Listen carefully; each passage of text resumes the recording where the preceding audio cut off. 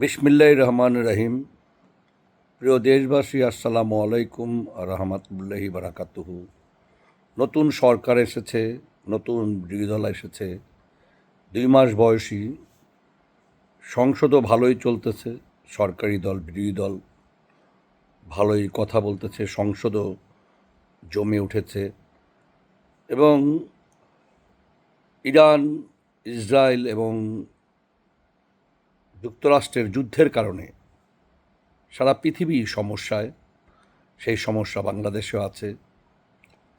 তারপরও বর্তমান যে প্রেক্ষাপট, এই প্রেক্ষাপটে আমার কাছে যেটা মনে হয় যে বাংলাদেশের মানুষ একজন নতুন প্রধানমন্ত্রী পেল। ইতিহাসের সবচাইতে সিম্পল, সাদাসিধে, খুব সাধারণ পোশাক পরা একজন প্রধানমন্ত্রী পেল। ঠিক তেমনইভাবে একজন বিরোধী দলের নেতা পেল, উনিও খুব সাধারণ, সাদা পায়জামা, পাঞ্জাবি, টুপি পরা, খুবই সিম্পল পোশাক পরা। যারা ব্র্যান্ডের পিছনে ঘুরে তাদের জন্য এটি একটি সবক। হয়তো হাতে রোলেক্স ঘড়ি, দামি গহনা, দামি দামি পোশাক পরেও এই দুজন মানুষেরকে দেখার জন্যে, এই দুই মানুষের পেছনে পেছনে দামি দামি পোশাক পরা, ঘড়ি পরা মানুষগুলো ঘুরতেছে, সাক্ষাৎ পাওয়ার জন্যে অধীর আগ্রহে বসে আছে। তো ব্র্যান্ড কোনো জিনিস নয়, নিজেকে এমনভাবে তৈরি করা দরকার যাতে প্রধানমন্ত্রী এবং বিরোধী দলের নেতার মতো মানুষ হতে পারে। তারা নিজেরাই ব্র্যান্ড, তাদের ব্র্যান্ডের জিনিসপত্র পরার প্রয়োজন পড়ে না। তো বাংলাদেশ এই মুহূর্তে খুবই সিম্পল দুজন মানুষকে পেয়েছে, যা অতীতে আমার দেখা আর কখনোই এত সিম্পল প্রধানমন্ত্রী এবং বিরোধী দলের নেতা বাংলাদেশের ইতিহাসে দেখেনি কেউ। ভারতের যে বিরোধী দলের নেতা রাহুল গান্ধী, উনিও খুব সিম্পল, অনেক অল্প বয়স কিন্তু ভেরি সিম্পল। এবং রাহুল গান্ধী অনেক উচ্চশিক্ষায় শিক্ষিত, বহু গুণে গুণান্বিত একজন মানুষ। তো বাংলাদেশের যে প্রেক্ষাপট, আওয়ামী লীগ নাই, এর আগে বিএনপিও ছিল না সংসদে, জামাতও ছিল না সংসদে, এখন আওয়ামী লীগ নাই। আওয়ামী লীগ 2014 সালে একতরফা নির্বাচন করে যে ভুল করেছে, সেই ভুলের খেসারত এখন আওয়ামী লীগ দিচ্ছে, আওয়ামী লীগের কর্মীরা দিতেছে। অতি লোভ, অতিরঞ্জিত কোনো কিছুই ভালো নয়। তবে বর্তমান সরকারকে আওয়ামী লীগ থেকেও কিছু শিক্ষা নিতে হবে, সেটা অতি বাড়াবাড়ি যাতে না হয়, আবার ক্ষমতার অতিমাত্রায় শক্তি প্রয়োগ করাও যাতে না হয়, আবার ক্ষমতাকে আঁকড়েই ধরে থাকতে হবে, ক্ষমতা ছাড়া যাবে না, সেটাও যাতে না হয়। আবার আওয়ামী লীগের যে ব্যাপক উন্নয়ন, সেই ধারাবাহিকতাও রাখতে হবে। আবার আওয়ামী লীগের সময়ের যে প্রচণ্ড দুর্নীতি, সেটাকে বর্জন করতে হবে। তো চোখ কান খোলা রেখেই বর্তমান সরকারকে চলতে হবে। তবে যেভাবে সংসদ চলতেছে, গত প্রায় 10-11 বছর, 14, 18 বা 24, এই যে সংসদগুলো হয়েছে, মানুষ দেখেছে, আসলে জনগণের প্রত্যাশিত সংসদ ছিল না। কিন্তু বর্তমান যে সংসদ, সেই সংসদ কিন্তু জনগণের প্রত্যাশিত সংসদ। সংসদ সদস্যরা যেভাবে কথা বলতেছেন, সেটাও অসাধারণ। অনেক তরুণ উদীয়মান সংসদ সদস্য এবার সংসদে প্রথম এসেছে এবং বেশিরভাগ ক্ষেত্রে দেখা যায় তরুণ সংসদ সদস্যরা এবার এসেছে। সেক্ষেত্রে হাসনাত আবদুল্লাহ, হাসান মাসুদরা বা জামাতের আরও অনেকেই যে অসাধারণ বক্তব্য রাখতেছে, সরকারি দলকে যে চেপে ধরতেছে, এটা কিন্তু দেখার বিষয়। আবার রুবিন ফারহানাকে হারিয়ে বিএনপিও আমার কাছে মনে হয় বর্তমান সংসদে অনেক ক্ষতিগ্রস্ত হয়েছে। তখন রুবিন ফারহানা একাই 20-50 জন সংসদ সদস্যের জন্য কাফি। তার যে বক্তব্য, ধারালো বক্তব্য, এটা অনেক বেশি আকর্ষণীয় এবং দেশের পক্ষে অনেক জোরালো বক্তব্য। সেই প্রেক্ষাপটে রুবিন ফারহানা, হাসনাত আবদুল্লাহ, হাসান মাসুদ, জামাতের যে বক্তারা আছে, সব মিলিয়ে বিরোধী দল কিন্তু অনেক বেশি শক্তিশালী। আবার সরকারি দলের পক্ষে দেখা যায় যে সালাউদ্দিন সাহেব স্বরাষ্ট্রমন্ত্রী, ওনার উপর অতিমাত্রায় নির্ভরশীল হয়ে পড়াটাও সংসদের জন্য কতটা ভালো হবে সেটাও প্রধানমন্ত্রীকে ভাবতে হবে। সকল বিষয়ই সালাউদ্দিন সাহেবকেই বলতে হবে, সালাউদ্দিন সাহেবের উপরেই নির্ভর করতে হবে, এটাও ঠিক নয়। তো যাই হোক, বর্তমানে যে সংসদ চলতেছে সেটা আমার কাছে ভালোই লেগেছে, যে সরকারি দল বিরোধী দল একে অপরকে ঘায়েল করার চেষ্টা করতেছে। তবে সরকার যদি জুলাই সনদ থেকে সরে আসে, সেটা আমার কাছে মনে হয় না যে এটা সরকারের জন্যে মঙ্গলজনক কিছু হবে।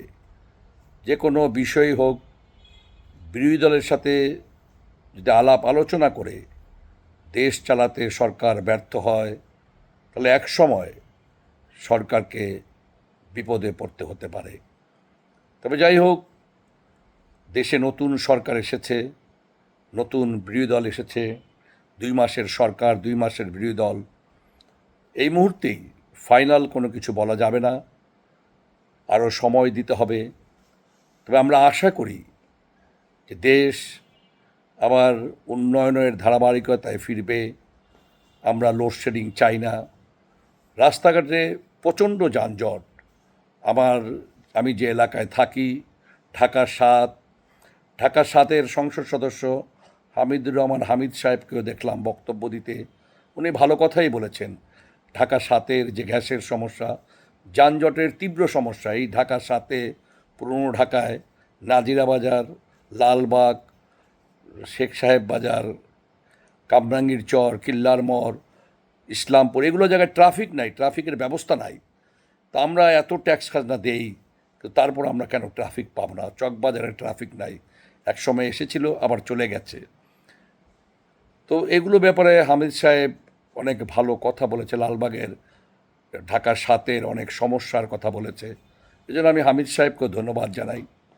তবে অবশ্যই সরকারকে চোখ কান খুলে দেশ পরিচালনা করতে হবে, সমস্যাগুলো চিহ্নিত করে সমস্যার সমাধান করতে হবে, এবং যে যা কিছুই করুক সব কিছুই যাতে জনকল্যাণের জন্য হয়, জনগণের উপর যাতে কোনো কিছু বোঝা না হয়ে যায়, সেদিকে সরকারকে দৃষ্টি দিতে হবে।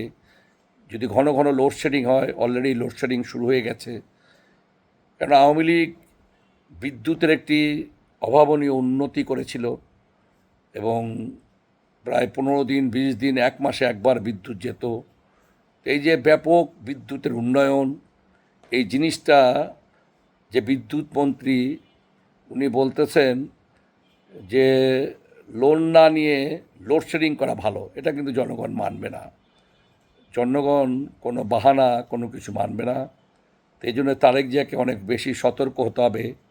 যদি ঘন ঘন লোডশেডিং হয়, এই পুরনো ঢাকায় হামিদ সাহেব ট্রাফিক দিয়েছিলেন অনেক। ওনারকে আমি একবার ফোন করেছিলাম যে ভাই, ট্রাফিক তো এখন নাই, কেন উঠিয়ে দিলেন? তো প্রায় 15 লক্ষ টাকা বেতন উনি ব্যক্তিগত অর্থ দিয়ে 1.5-2 মাস চালিয়েছেন। তো এই পুরনো ঢাকায় ট্রাফিকের ব্যবস্থা করতে হবে, তার কারণ না হলে যানজটে মানুষ নার্ভিশ্বাস উঠে যাবে। কেননা মানুষ এখন এমন যানজট, মানুষ চলাচল করতে পারে না। তো এই জিনিসগুলো দেখতে হবে। গ্যাসের সমস্যা আগে থেকেই, সেটাও দৃষ্টি দিতে হবে।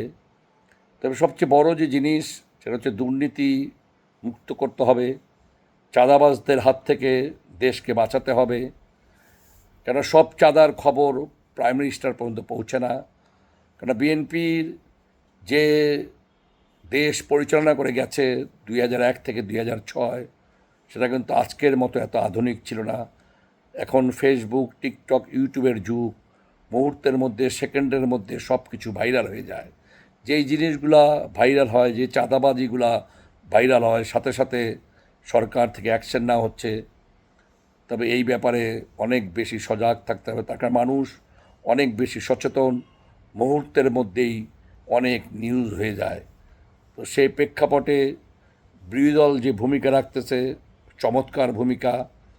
তারা জুলাই সনদের জন্য আন্দোলনের ডাক দিয়েছে। আমি এই আন্দোলনকে সমর্থন করি। তখন জুলাই সনদ যেটা, জুলাই আন্দোলনে যে দাবিগুলো উঠেছে সেগুলো বাস্তবায়ন হওয়া উচিত। সরকারকে এ ব্যাপারে আন্তরিক হওয়া দরকার। যদি আন্তরিক না হয়, হয়তো সরকারই এক সময় বিপদে পড়বে।